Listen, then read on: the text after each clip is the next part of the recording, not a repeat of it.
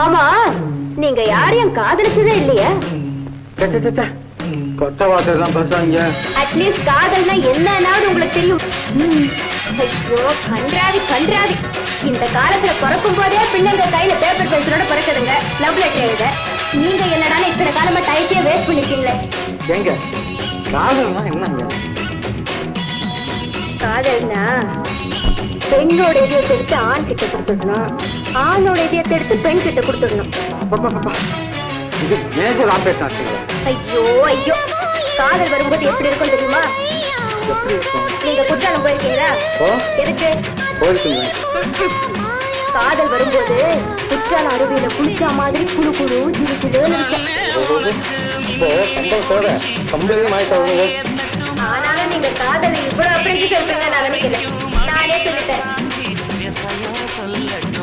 வாங்க.